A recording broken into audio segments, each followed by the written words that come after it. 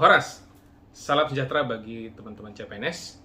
Nama saya Oktora Jubileus Sinabila, peserta Latsar Provinsi Sumatera Utara tahun 2022. Saya berasal dari instansi Kabupaten Samosir pada OPD, Dinas Pemberdayaan Perempuan, Perlindungan Anak, dan Pelayanan Penduduk, serta Keluarga Berencana. Baiklah, saat ini saya akan mencoba menjelaskan atau menerangkan apa yang telah saya peroleh dari agenda 3, yakni Smart ASN menuju Manajemen ASN. Negara kita saat ini sedang mengalami banyak tantangan dan permasalahan, terutama dalam hal birokrasi. Permasalahan-permasalahan ini terkait pelayanan kepada masyarakat yang kurang baik, serta berbagai ancaman-ancaman terhadap persatuan dan kesatuan bangsa. Nah, banyak tantangan yang dihadapi oleh aparatur sipil negara ini dalam hal mencapai tujuan yang semakin banyak dan berat, menuntut agar seorang ASN dapat meningkatkan profesionalitasnya dan menjalankan tugas dan fungsinya dengan baik.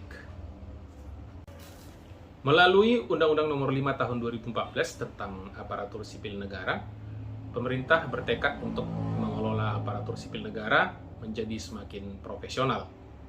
Nah, undang-undang ini merupakan dasar dalam manajemen aparatur sipil negara yang bertujuan untuk membangun aparatur sipil negara yang memiliki integritas, profesional, dan netral, serta bebas dari intervensi politik. Juga bebas dari praktek KKN, serta mampu menyelenggarakan pelayanan publik yang berkualitas bagi masyarakat. Undang-Undang ASN menempatkan pegawai ASN sebagai sebuah profesi yang harus memiliki standar pelayanan profesi, nilai dasar, kode etik, dan kode perilaku profesi, pendidikan dan pengembangan profesi, serta memiliki organisasi profesi yang dapat menjaga nilai-nilai dasar profesi. Untuk menjalankan kedudukannya, maka seorang pegawai ASN berfungsi sebagai berikut. Yang pertama, sebagai pelaksana kebijakan publik. Seorang ASN berfungsi, bertugas, dan berperan untuk melaksanakan kebijakan yang dibuat oleh pejabat pembina kepegawaian sesuai dengan ketentuan peraturan perundang-undangan. Untuk itu, seorang ASN harus mengutamakan kepentingan publik dan masyarakat luas dalam menjalankan fungsi dan tugasnya tersebut. Yang kedua adalah sebagai pelayan publik. ASN berfungsi, bertugas, dan berperan untuk memberikan pelayanan publik yang profesional dan berkualitas. Pelayanan publik merupakan kegiatan dalam rangka pemenuhan kebutuhan pelayanan sesuai dengan peraturan perundang-undangan bagi setiap warga negara dan penduduk atas barang dan jasa dan atau pelayanan administratif yang diselenggarakan oleh penyelenggara pelayanan publik dengan tujuan kepuasan pelanggan. Oleh karena itu, seorang ASN dituntut untuk profesional dalam memberikan pelayanan kepada masyarakat. Yang ketiga adalah sebagai perekat dan pemersatu bangsa. Seorang ASN juga berfungsi, bertugas, dan berperan untuk mempererat persatuan dan kesatuan Negara Kesatuan Republik Indonesia. Seorang ASN dituntut untuk senantiasa taat sepenuhnya kepada Pancasila dan Undang-Undang Dasar 1945. Seorang ASN senantiasa harus menjunjung tinggi martabat ASN serta mengutamakan kepentingan negara daripada kepentingan diri sendiri. Nah, dalam Undang-Undang ASN juga disebutkan bahwa dalam penyelenggaraan dan kebijakan manajemen ASN, salah satu diantaranya adalah azas persatuan dan kesatuan. Seorang ASN harus senantiasa mengutamakan dan mementingkan persatuan dan kesatuan bangsa.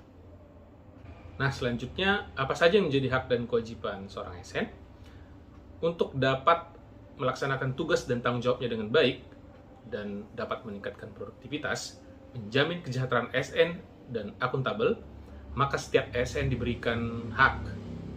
Hak PNS dan P3K yang diatur dalam Undang-Undang ASN adalah sebagai berikut. Nah, untuk PNS berhak memperoleh yang pertama, gaji, tunjangan dan fasilitas, kemudian cuti, ketiga, jaminan pensiun dan jaminan hari tua. Yang keempat, perlindungan. Dan yang kelima, pengembangan kompetensi. Sedangkan untuk P3K, berhak memperoleh yang pertama, gaji dan tunjangan. Kedua, cuti. Yang ketiga, perlindungan. Dan keempat, pengembangan kompetensi. Selain hak dan kewajiban tersebut, berdasarkan pasal 70 Undang-Undang ASN disebutkan bahwa setiap ASN memiliki hak dan kesempatan untuk mengembangkan kompetensi. Berdasarkan pasal 92 Undang-Undang ASN, pemerintah juga wajib memberikan perlindungan berupa yang pertama, jaminan kesehatan, yang kedua, jaminan kecelakaan kerja, yang ketiga, jaminan kematian, dan keempat, bantuan hukum. Nah, untuk kewajiban daripada seorang pegawai ASN yang disebutkan dalam Undang-Undang ASN adalah sebagai berikut.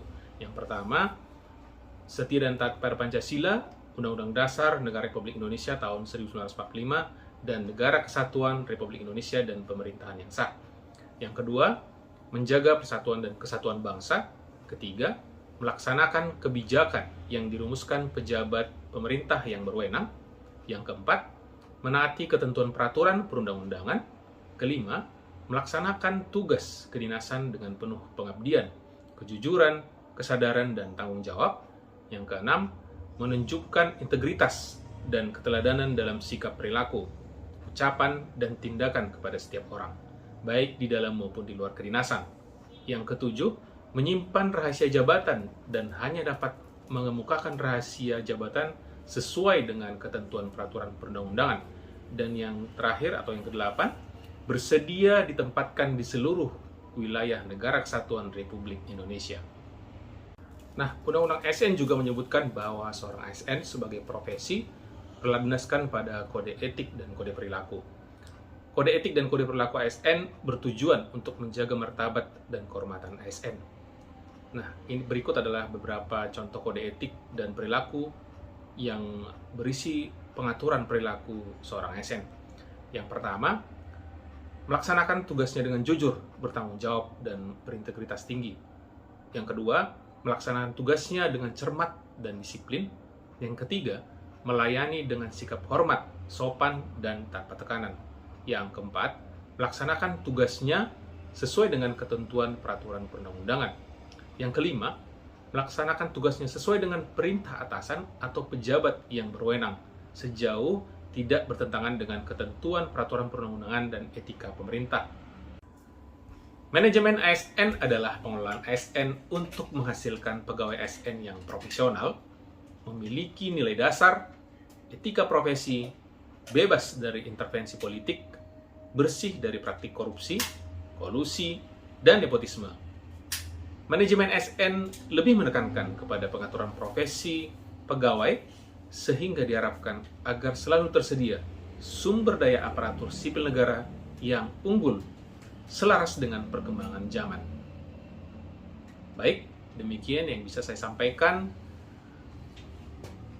tentang materi yang terdapat dalam agenda 3, yaitu Smart ASN menuju manajemen ASN. Demikian yang bisa saya sampaikan. Terima kasih atas perhatian teman-teman sekalian. Salam sejahtera, Horas.